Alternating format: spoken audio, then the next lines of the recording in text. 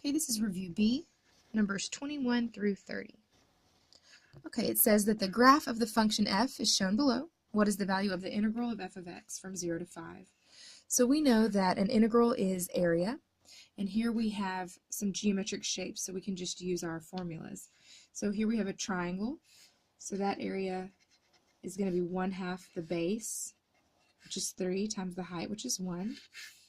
And then we have two negative areas, the negative area of a triangle and of a rectangle. So I'm going to subtract this area, which would be 1/2, 1 times 1, so just 1/2. And then the area here is 1 times 1, so 1. And again, it's a negative area, so I'm subtracting. So we have 3/2 minus 1/2 minus 1, which is 2/2 minus 1. It's the same thing as 1 minus 1, which is 0. So what you'll see is that the area above the curve is equal to the area below the curve, so it cancels out, and we have 0. Okay, on number 22, it says that the average rate of change on the interval 4 to 6 is -1/2. However, there is no value of c such that the derivative at c is equal to -1/2. Which of the following must be true? The answer here is going to be D. F is not differentiable on the open interval 4 to 6 because there's not a value of c that would give me a derivative of -1/2. Okay, so let's look at number 23. Okay, on number 23, it says let f be the function defined by x plus e to the x, and g of x is equal to f inverse. So these are inverses of each other. So one thing that I went ahead and wrote down when I was reading was that if we know that f of 0 is equal to 1, which means that g of 1 is equal to 0. Okay, because they're inverses, you can switch x and y. Okay, so f of 0 is 1, so g of 1 is equal to 0. And it says, what is the value of g prime of 1? Anytime you're given f and g and you're told that they're inverses of each other, it's wise to use the fact that f of g of x must equal x. Okay, so this was a rule from pre-calculus. We saw it on the last review as well. If f of g of x equals x, or if g of f of x equals x, then f and g are inverses of each other.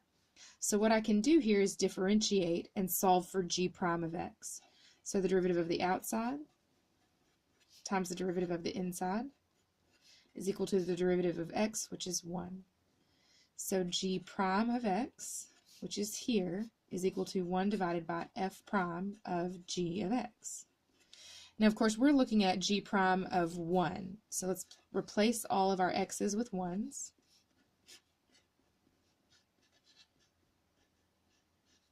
Okay, now I know g of 1. Because I was told this point on f, I could switch x and y and evaluate g of 1, which is 0, so I can replace it. So f prime of 0. And now I can find f prime of 0, because I'm given f of x. So let's go ahead and find f prime of x. The derivative of x is 1. The derivative of e to the x is e to the x. So f prime of 0 would be equal to 1 plus e to the 0. Well, anything to the 0 is 1, so 1 plus 1 is 2. So my final answer here is 1 divided by f prime of 0, which is 2. Okay. Let's look at the next one, number 24. It says that g of x is 2x cubed minus 9/2 x squared minus 6x plus 4. What is the absolute maximum on the closed interval from -1 to 2? Okay, so anytime you're given a closed interval and you're asked for an absolute max or min, you want to plug -1 and 2 into the original function.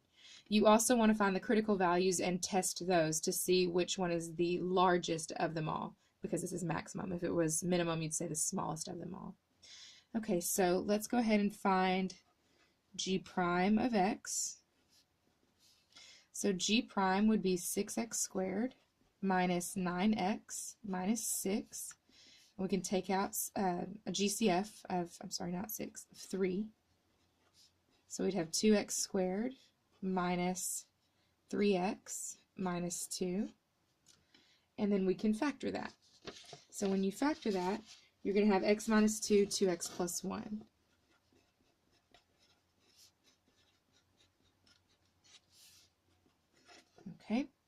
So x is going to be 2 and negative 1/2. Okay, now I need to test these values, plug them into g, and also plug in negative 1 and 2. Okay, so when I do that, what you're going to see is that at negative 1, if I plug that into g, I've got 7/2 for my final value. If I plug in 2 to g of 2 will be equal to negative 10. So 7/2 and negative 10. Then I also want to plug in negative 1/2 because my curve goes from increasing to decreasing in negative 1/2, so that would be a maximum. So when I plug in negative 1/2 here, negative 1/2 cubed times 2, negative 1/2 squared times 9/2, etc., I get 45/8. And now I compare these three values, and the largest of them is the maximum. So the maximum will be 45/8. Okay, so again, if you have a closed interval, don't forget to plug in the endpoints because they may be the absolute max or min. And then also plug in your critical values to see which one is the largest. And the y value is the max or the min, not the x. Okay, so just a few things to remember on that question. Okay, number 25. On number 25, we're given a differential equation and an initial condition, and we want to find the solution. So the first thing you're going to do is rewrite e to the y plus 2x as a product, e to the y, e to the 2x. Okay, again, your rule a to the m plus n is a to the m plus a, times a to the n. Okay, so make sure you rewrite it as a product, and that'll allow me to separate the variables much easier. So we'll have divide by e to the y, so we have 1 over e to the y dy is equal to e to the 2x dx. And now I can integrate because I have all my variables separated.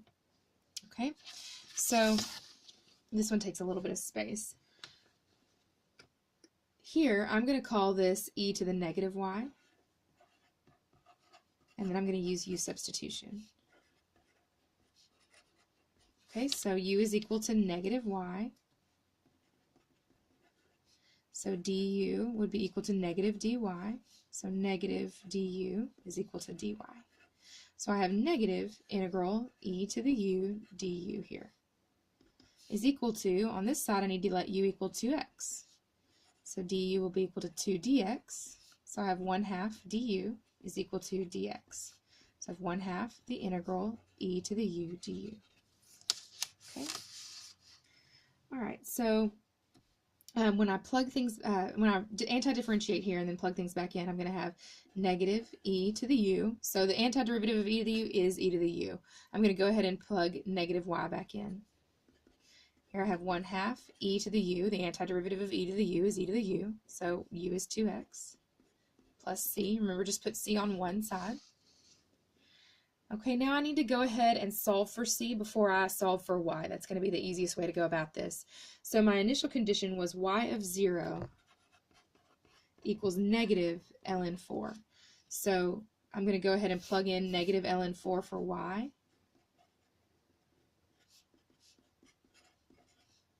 And x is 0. Okay, so two negatives make a positive. I've got negative e to the ln 4.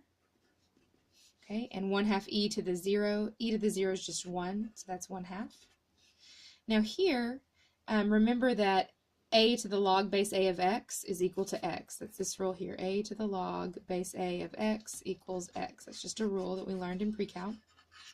So we've got e to the log base e, ln is always base e, of x. So that's going to be equal to 4. So that negative 4 is equal to 1/2 plus c. So subtract a half from both sides. And negative 4 minus a half would be negative 9 over 2. Okay. So now we need more space here. We're going back to this general solution, which was negative e to the negative y is equal to 1/2 e to the 2x plus c. I'm going back to this step, and I'm going to plug in negative 9/2 for c. So negative e to the negative y is equal to 1/2 e to the 2x minus 9 over 2. Okay, so now I need to solve for y and simplify, and I'll be done. Okay, so divide by a negative. So e to the negative y is equal to negative 1/2 e to the 2x plus 9/2. We need to rewrite this as 1 over e to the y is equal to negative 1/2 e to the 2x plus 9/2. And then what I would do is flip both sides, or multiply by e to the y on both sides, and then divide by this negative 1/2 e to the 2x plus 9/2. Okay, so what that's going to do is move e to the y to the top, and all this stuff to the bottom. And I'm going to put the positive value in the front. I just like that better. Okay, so again, we multiply by e to the y on both sides. So I have e to the y on the top, and then we divide by this phrase here. So I'll end up with 1 divided by all of that. Okay. Now, one thing that I noticed here is that we've got a common denominator on the bottom. So that's 9 minus e to the 2x over 2. So I can flip this, multiply by the reciprocal. So I have e to the y is equal to 2 over 9 minus e to the 2x. Take the natural log of both sides in order to get that y down front. So we have y ln e, or y, times 1.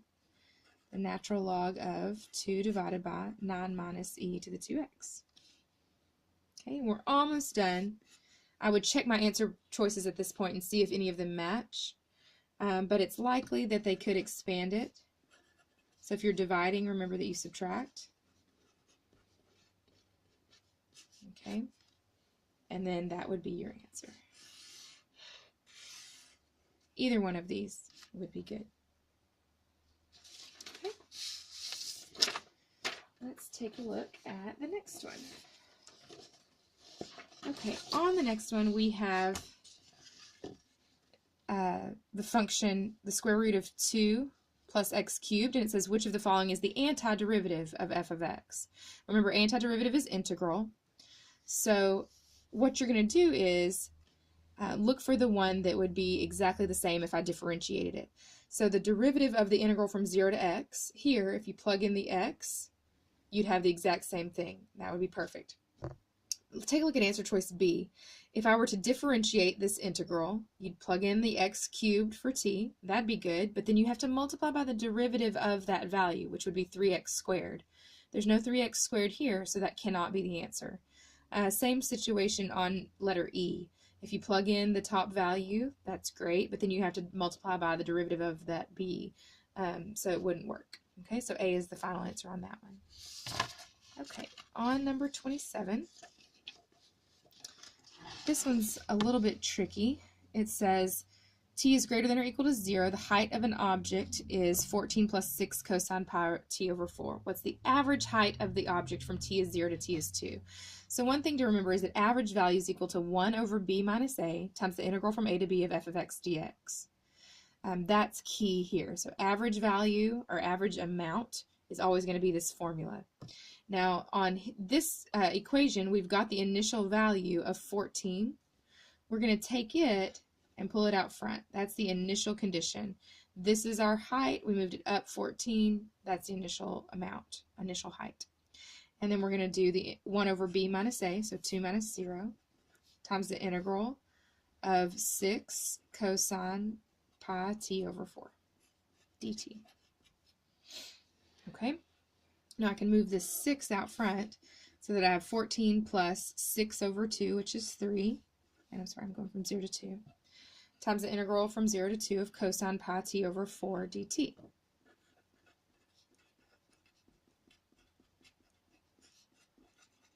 Okay, now let's let u equal pi t over 4. So du will be pi over 4 dt. Multiply by 4 over pi to get rid of it. Okay, so now I have 14 plus 3 times 4 over pi times the integral of cosine u du. Well, the antiderivative of cosine is sine. So I have 14 plus 12 over pi times the integral, or rather not the integral anymore because we've got sine. Okay, and you know what? I actually forgot to plug my u values plug in my a and my b to my u values. So let's do that. U of 2 and u of 0. Okay, be more careful than I was. Make sure that you find a and b in terms of u. So u of 2 here, I'd have 2 pi over 4, which is reduces to pi over 2, and 0 pi over 4, which is 0. So I'm going to go from 0 to pi over 2. Okay, so I've got 0 to pi over 2 there as well. So now I've got 14 plus 12 over pi sine pi over 2 minus sine 0. Okay, the sine of pi over 2 is the y-coordinate, which would be 1. And sine of 0 is the y-coordinate, which is 0. So I've got 14 plus 12 over pi times 1 minus 0, so times 1, which means that this is my average value. Okay, just a couple more here. We're on to number 28. You're given the function f of x equals 2 sine x plus 2 cosine x from 0 to 2 pi. What is the x-coordinate of the point of inflection where the graph of f changes from concave down to concave up? Okay, so points of inflection and concavity are the second derivative, so we need to differentiate this function 2 times. The derivative of 2 sine x is 2 cosine x. The derivative of 2 cosine x is negative 2 sine x. Okay, and then the second derivative will be negative 2 sine x minus 2 cosine x. Set that equal to 0, so we have negative 2 sine x equals 2 cosine x. Okay, so we're looking for the point where sine is the negative version of cosine. Okay, so the first time that that occurs in the unit circle from 0 to 2 pi would be at 3 pi over 4, where you have negative root 2 over 2 root 2 over 2. Okay, so here x would be equal to 3 pi over 4. It happens again all the way in the fourth quadrant at 7 pi over 4. Okay, where you have root 2 over 2, negative root 2 over 2. Okay, so those are our two solutions, or our two critical possible inflection points. Now we need to set up our number line.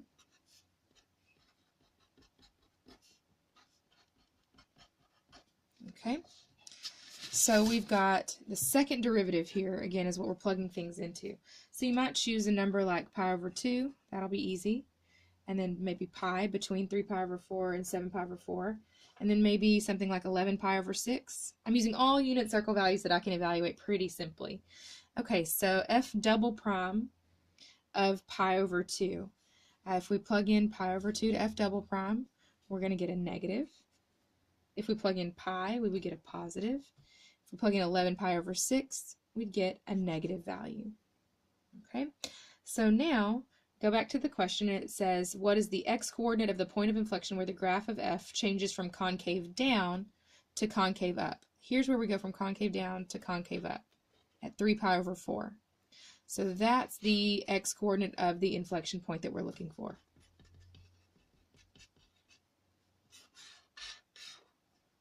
Okay. All right, last page here. On this next one, we have a graph with some geometric shapes once again, and it says let g be defined by the integral from 0 to x of f of t dt. What is the value of g of 7? So what we're going to do here is plug in 7. G of 7 will be the integral from 0 to 7 of f of t dt. So if this is f, we can just find the area from 0 to 7, and that'll give us the integral, or the g value.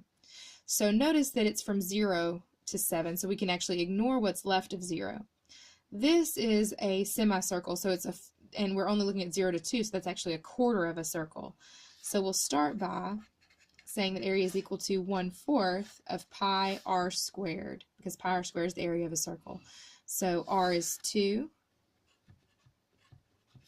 okay, and then plus 1/2 times the base of this triangle, which is 1, 2, 3, 4, 5, times the height, which is 3. Okay, so we've got 4 over 4, which is 1 pi, plus 15 over 2. And that's your area, or your integral. Okay, let's see, one more here. Some related rates, just for fun. So we can get that to go through there. Okay, so we have the volume of a sphere is decreasing at a constant rate of 2 cubic centimeters per second. Okay, volume is decreasing, so this is dV dt. And decreasing means we would have a negative, and that's 2 cubic centimeters per second. At the instant when the radius of the sphere is decreasing at a rate of, so dr dt, the rate of 0.5, and again decreasing, centimeters per second, what is the radius of the sphere?